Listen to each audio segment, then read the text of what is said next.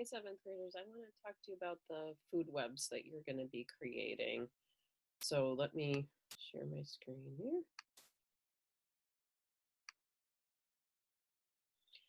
Okay, so this is the model that you're going to be using to make your own food web. So I want to just go over this a little bit so it makes sense to you. Okay, first of all, let's talk about what a food web is. So right here is where they describe what a food web is. This is a National Geographic infographic.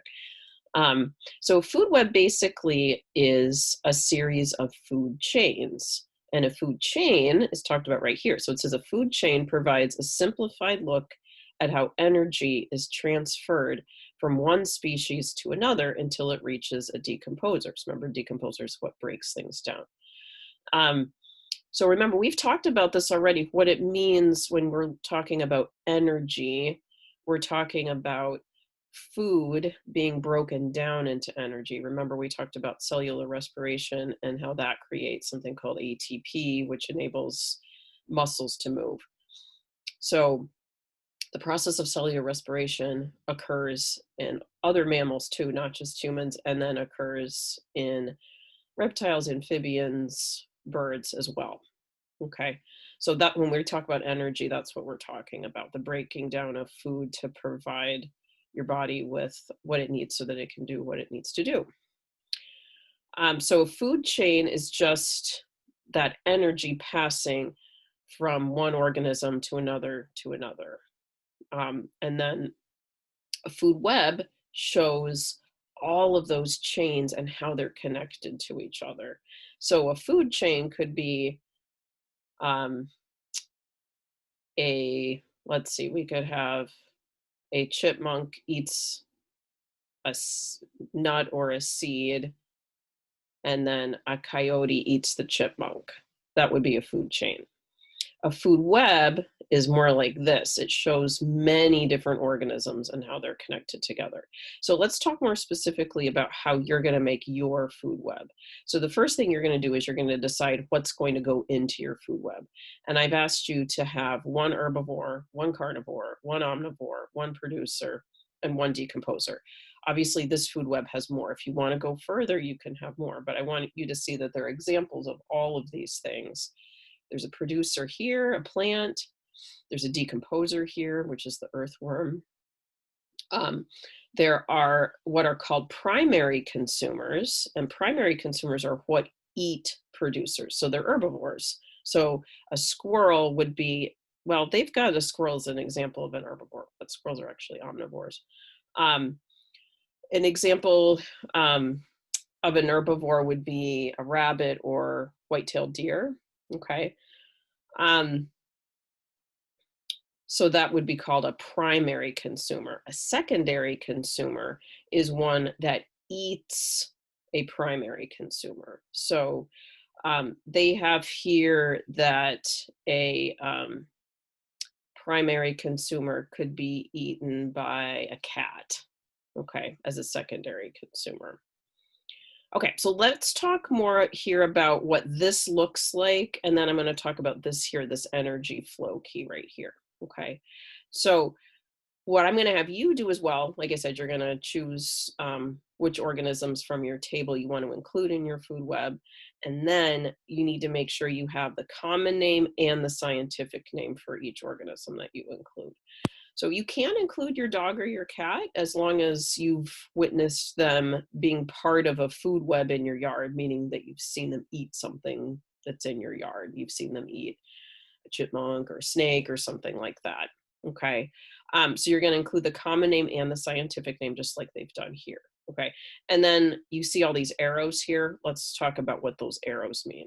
Okay. So the arrows basically are showing the direction that energy flows in the food webs. Remember, the energy is what the animal or what the animal is receiving from whatever other animal they consume, the energy that they're receiving.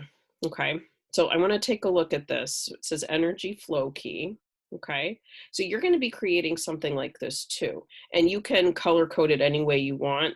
This is color coded red, blue, and purple. Okay, so it says the red arrow means excuse me, producers to primary consumers. Okay, so what that means, remember, a producer is a plant, and the plant is giving, for example, in this food web, the plant is giving the squirrel energy. So I want to make sure you see here that red means a producer providing food or energy for a primary consumer, which is an herbivore, which is something that eats plants, okay, or an omnivore. It's important to see the direction that this arrow is moving in. It's moving from the producer to the consumer, because the producer is giving energy to the producer, or to the consumer, excuse me. The producer is giving energy to the consumer. So I just want to make sure that's clear, that that direction that the arrow moves in is from the producer to the consumer. Okay, so that's what the red arrow is representing. Basically, plants providing food for herbivores or omnivores. Okay, the blue arrow is primary to secondary consumer. Okay, so let's take a look at an example of that. So a primary consumer here would be, an example of that would be this robin here, which robins are also omnivores. They eat plants. Okay, so you can see this omnivore is eating a plant right here. This omnivore, this robin, is going to provide energy for the dog. So I want to make sure you can see here that it's a blue arrow because it's a primary consumer providing energy for a secondary consumer. The secondary consumer is what eats primary consumers. And again, that energy is moving from the food source to that secondary consumer. So just pay attention to that direction that the energy is moving in. Okay, let's take a look at a purple arrow.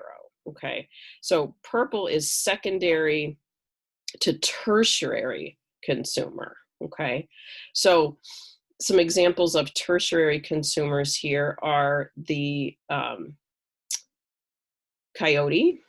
Okay, the raccoon is also a tertiary consumer. Okay, so this means that this animal, the coyote, eats animals that have eaten other animals. Okay, so one example of this is the frog here. So the frog is getting energy from the worms. Okay, and then the frog provides energy for the coyote. Okay, so again, just make sure you're seeing the direction that that energy is moving in. Okay, the final arrow that I want to talk about is this yellow one. I'm sorry, I missed that before. So there's red, blue, purple, and yellow. And that's waste to decomposer. And they've only got one arrow here. Okay, but really, every single one of these organisms is going to eventually go back to the decomposers, because all of these organisms are going to die and they're all going to be broken down by decomposers. So my suggestion to you for your food web is to show arrows from every single organism in your food web going back to the decomposer. In their model, what they're showing is kind of like this arrow is representing everything here is going back to the decomposer. But I'd like you to get a little bit more specific and show an arrow going from each organism back to the decomposer. Okay, I'm going to unshare this here. Hopefully that makes sense. If you're having trouble with it, please email me and I'm super happy to answer questions. The last thing I encourage you to sketch this.